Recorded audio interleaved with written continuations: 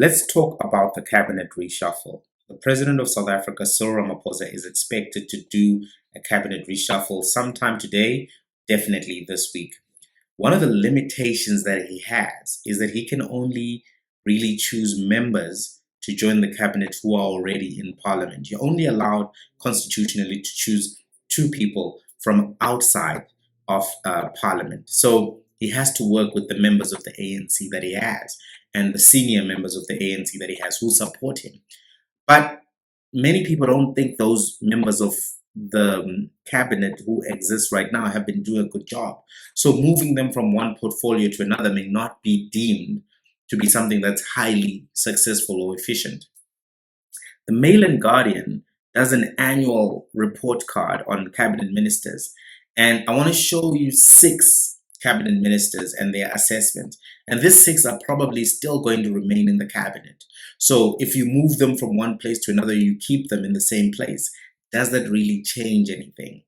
Nathi Mthethwa, who's Minister of Sports, Arts and Culture, he got an F. That's what they gave him. He was the lowest performing. F. Pravin Gordhan, the Minister of State-Owned Enterprises, they gave him an E. And this is before Andre de Ruyter gave his interview and said all of the things that he said, which implicated multiple ministers, including Pravin Gordhan. The Minister of Health, Joseph Phaahla, he was given an E. And if you've gone to a public hospital, you may agree, or clinic, you may agree with this assessment or even give him worse. Aaron Motsoaledi, Minister of Home Affairs, they gave him an E. So far, F, E, E, E. Then Stella Ndabeni-Abraham, small business, D.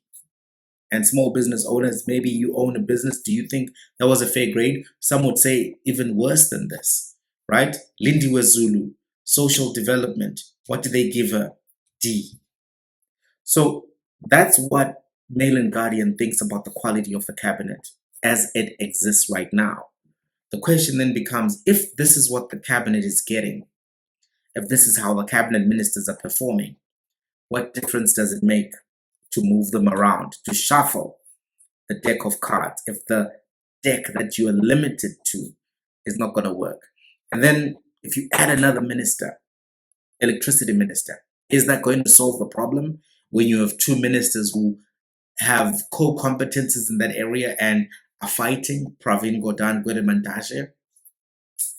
What do you think? Let's have a conversation.